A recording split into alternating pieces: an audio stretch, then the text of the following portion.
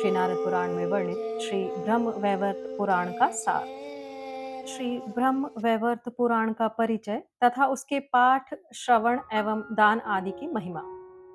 ब्रह्मा जी कहते हैं, वत्स सुनो, अब मैं तुम्हें 10वें पुराण श्री ब्रह्म वैवर्त का परिचय देता हूँ, जो वेद मार्ग का साक्षात्कार कराने वाला है।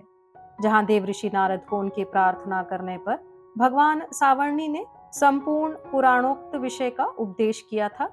यह पुराण अलौकिक एवं धर्म, अर्थ, काम और मोक्ष का सारभूत है। इसके पाठ और श्रवण से भगवान विष्णु और शिव में प्रीति होती है। उन दोनों में अभेद सिद्धि के लिए यह उत्तम ब्रह्म वैवर्त पुराण का उपदेश किया गया है।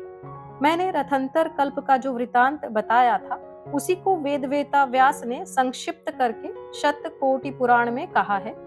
व्यास जी ने ब्रह्म वैवर्त पुराण के 4 भाग किए हैं, जिनके नाम हैं ब्रह्म खंड, प्रकृति खंड, गणेश खंड और कृष्ण खंड। इन चारों खंडों से युक्त यह पुराण 18,000 श्लोकों का बताया गया है।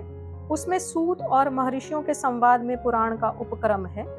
उसमें पहला प्रकरण सृष्टि वर्णन का है, फिर नारद के और मेरे महान विवाद का वर्णन है, जिसमें दोनों का पराभव हुआ था, मरीचे। फिर नारद का शिवलोक गमन और भगवान शिव से नारद मुनि को ज्ञान की प्राप्ति का कथन है।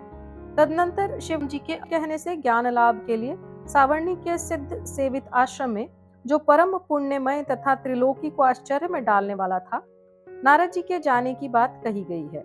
यह ब्रह्म खंड है, जो श्रवण करने पर सब पापों का नाश कर देता है। तदनंतर नारद सावर्णी संवाद का वर्णन है। इसमें श्री कृष्ण का महात्म्य तथा नाना प्रकार के आख्यान और कथाएं हैं। प्रकृति की अंशभूत कलाओं के महात्म्य और पूजन आदि का विस्तार पूर्वक यथावत वर्णन किया गया है। यह प्रकृति खंड है, जो श्रवण करने पर ऐश्वर्य प्रदान करता है। तदनंतर गणेश जन्म के विषय में प्रश्न किया गया है। पार्वती जी के द्वारा पुण्यक नामक महाव्रत के अनुष्ठान की चर्चा है। तत्पश्चात कार्तिकेय और गणेश जी की उत्पत्ति कही गई है। इसके बाद कार्तवीर्य अर्जुन और जमदग्नि नंदन परशुराम जी के अद्भुत चरित्र का वर्णन है। फिर गणेश और परशुराम जी में जो महान विवाद हुआ था, उसका उल्लेख किया गया है। यह गणेश खंड है, जो सब विघ्नों का नाश करने वाला है। तदनंतर श्री कृष्ण जन्म के विषय में प्रश्न और उनके जन्म की अद्भुत कथा है। फिर गोकुल में गमन तथा पूतना आदि के वध की आश्चर्यमय कथा है। तत्पश्चात श्री कृष्ण की बाल्यावस्था और कुमारावस्था की विविध लीलाओं का वर्णन है। उसके बाद शरद पूर्णिमा की रात्रि में गोप सुंदरियों के साथ श्री कृष्ण की रास क्रीड़ा का वर्णन है। रहस्य में श्री राधा के साथ उनकी क्रीड़ा का बहुत विस्तार के साथ प्रतिपादन किया गया है। तत्पश्चात अक्रूर जी के साथ श्री कृष्ण के मथुरा गमन की कथा है। कंस आदि का वध हो जाने के बाद श्री कृष्ण के द्विजोचित संस्कार का उल्लेख है। फिर काश्य गोत्रोत्पन्न सांदीपनी मुनि से उनके विद्या ग्रहण की अद्भुत कथा है। तदनंतर काल यवन का वध, श्री कृष्ण का द्वारका गमन तथा वहां उनके द्वारा की हुई नरकासुर आदि के वध की अद्भुत लीलाओं का वर्णन है।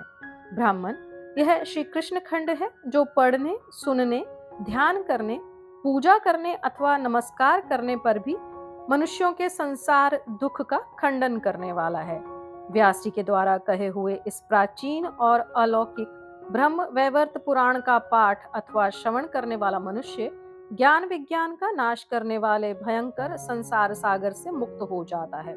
जो इस पुराण को लिखकर माघ की पूर्णिमा को प्रत्यक्ष धेनु के साथ इसका दान करता है, वह अज्ञान बंधन से मुक्त हो ब्रह्मलोक को प्राप्त कर लेता है।